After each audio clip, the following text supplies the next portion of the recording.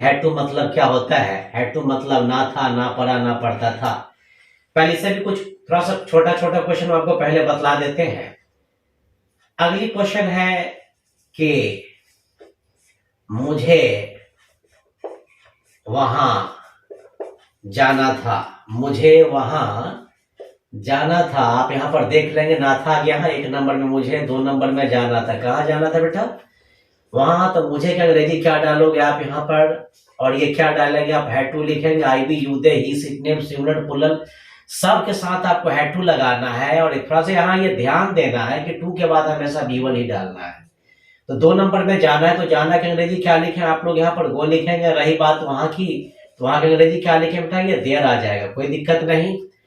अगली क्वेश्चन है कि हम लोगों को उसके सामने, हम लोगों को उसके सामने सच, हम लोगों को उसके सामने सच बोलना पड़ा। चलिए बोलना पड़ा देख लेते हैं। यहां पर हम बोलना पड़ा, तो आप यहां पर एक बात गौर करेंगे। थोड़ा सा इनका कहना यह है कि सर एक काम कीजिए ना, इसको भी थोड़ा सा चेंज कर दीजिए आप। चलिए हम बोलना, ना आ गया, ना के बाद बेटा यहाँ पर क्या आ जाएगा? ये पड़ा।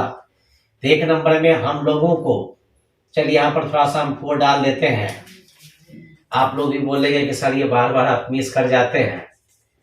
हम लोगों को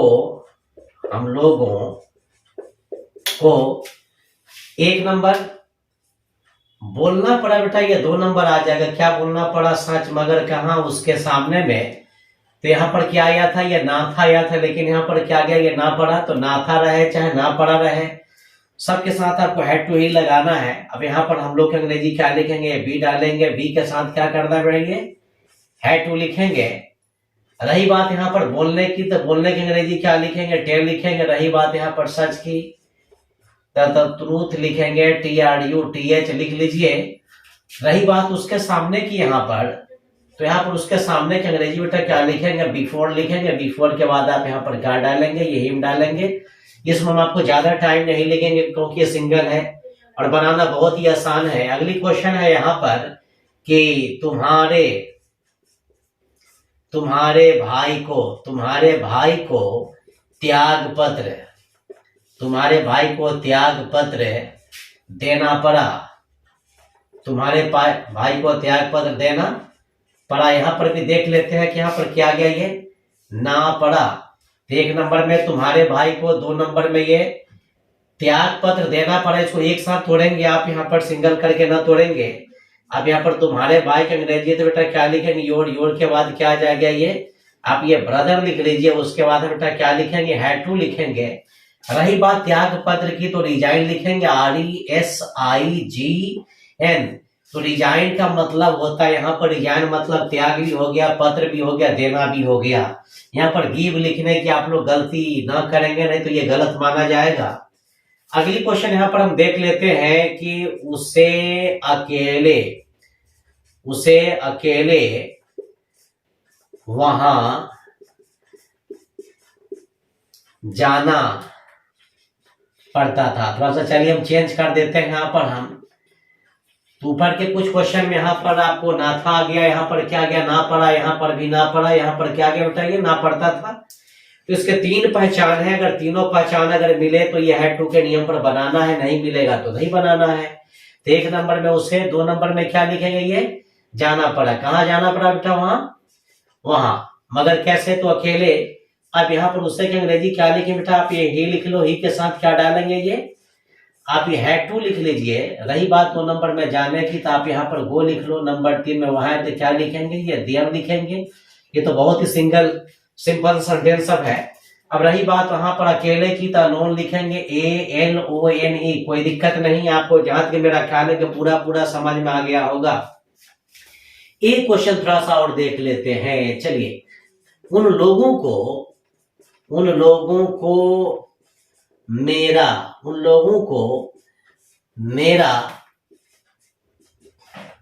प्रतीक्षा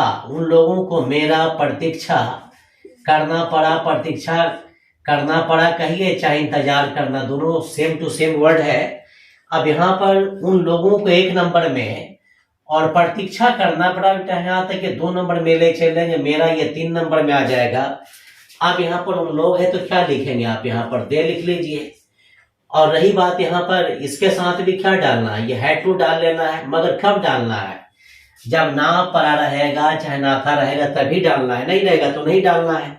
अब यहाँ पर 2 नंबर में प्रतीक्षा करना है, तो प्रतीक्षा करना का अंग्रेजी बेटा क्या लिखेंगे, WAIT वेट। हाँ, एक बात थोड़ा सा हम आपको याद दिला देते हैं कि वेट के बाद हमेशा फॉर प्रेपोजिशन का प्रयोग किया जाता है, FOR लिखेंगे। किसका, मेरा, तो आप यहाँ पर क्या डालोगे भैया, मी, तो they had to wait for me, कोई दिक्कत नहीं। एक क्वेश्चन और देख लेते हैं। एक क्वेश्चन यहाँ पर है कि उस लड़का को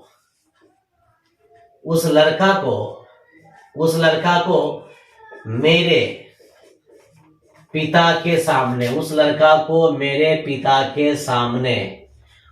उस लड़का को मेरे पिता के सामने झुकना पड़ा, उस लड़का को मेरे पिता के सामने झुकना पड़ा। अब यहाँ पर इस क्वेश्चन को हम देख लेते हैं। उस लड़का को थोड़ा सा यहाँ फिर हम थोड़ा सा सही कर देते हैं। उस लड़का, चलिए उस लड़का के बाद यहाँ पर बेटा हम को डाल दिए, उस लड़का को झुकना पड़ा 2 नंबर में मेरे पिता के सामने, कितना नंबर आ जाएगा, 3 नंबर आ जाएगा। अब यहाँ पर उस लड़का की बात है तो क्या लिखेंगे आप यहाँ पर, ये दैट बॉय डाल लीजिए आप यहाँ पर। और फिर यहाँ पर ना पड़ा, गौर करेंगे यहाँ पर ना पड़ा, हम आपको बार बार याद दिला रहे हैं, लेकिन आप लोग अपने लक्षण से बाज नहीं आइएगा। चलिए हैड टू डाल दिया यहाँ पर, झुकना पड़ा तो यहाँ पर क्या लिखेंगे, BOW, बो के बाद क्या लिखेंगे, डाउन, बो अलग लिख देते हैं और ये डाउन अलग। उसके बाद एक चीज हम देख लेते हैं यहाँ पर, मेरे पिता के सामने, आप यहाँ पर क्या लिखेंगे, बिफोर के बाद माई, और माई लिखने के बाद चलिए यहाँ पर आप फादर लिख लीजिए, बिफोर माई फादर, यानी मेरे पिता के सामने। तो यहाँ पर फिर से देख लेते हैं, उस लड़का को, ये जो वर्ड है ना होता तो आप यहाँ पर सीधी सी बात है कि दैट वर्ड ना लगाते, और 2 नंबर में यहाँ पर झुकना पड़ा, अगर ये वर्ड नहीं होता तो हम हैड टू बो डाउन नहीं लिखते, मेरे पिता के सामने, तो बिफोर माई फादर, कोई दिक्कत नहीं। एक क्वेश्चन थोड़ा सा और देख लेते हैं कि उसे पत्र छोड़ने के लिए वहां जाना पड़ा, उसे पत्र छोड़ने के लिए वहां जाना पड़ा। 1 नंबर में उसे 2 नंबर में जाना पड़ा, कहाँ जाना पड़ा, वहां। क्यों भाई, पत्र छोड़ने के लिए। चलिए मेरा आपसे सवाल है, इतना हम आपको सिखा दिए, बताएंगे यहाँ पर हम हैड टू क्यों लगाएंगे। चलिए सबसे वाले पीछे वाले स्टूडेंट से सवाल है बेटा, क्या होना चाहिए, फिर से कस के बोलिए। ओ यानी कहना यहाँ पर यह है कि सर यहाँ पर अंत में आप ना पढ़ा लगाए हैं, इसलिए इसमें भी आपको क्या करना होगा, हैड टू लगाना पड़ेगा। चलिए बहुत ही बढ़िया जवाब दिया आप यहाँ पर। आप यहाँ पर 1 नंबर में उसे तो क्या लिखेंगे, ही लिखेंगे, ही के साथ क्या डालेंगे, फिर यहाँ पर ये हैड टू लग जाएगा, ही हैड टू। 2 नंबर बेटा यहाँ पर जाना है तो गो लिख लो, रही बात वहां की तो क्या लिखेंगे, ये देयर लिखेंगे।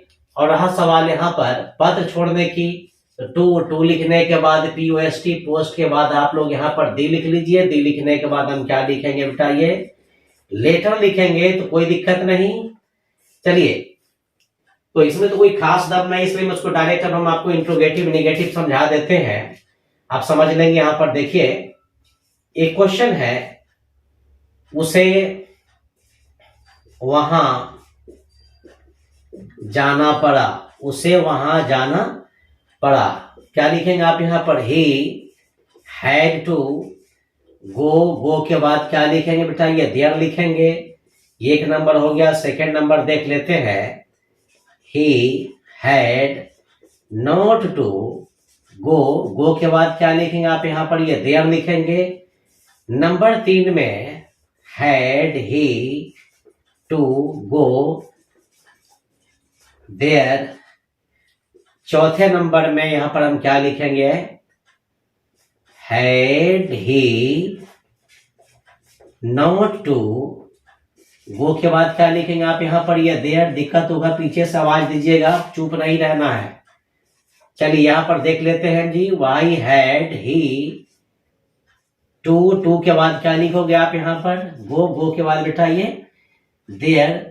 तो जहां तक मेरा ख्याल है कि समझ में आ गया होगा। अगर इतना समझाने के बावजूद भी अगर आपको किसी किस्म का अगर प्रॉब्लम अगर क्रिएट होता हो, मैं आप लोगों से बार बार यही कहता हूं कि आप लोग मेरे कमेंट बॉक्स में मैसेज सेंड करना ना भूलें। तो आज के लिए इतना ही।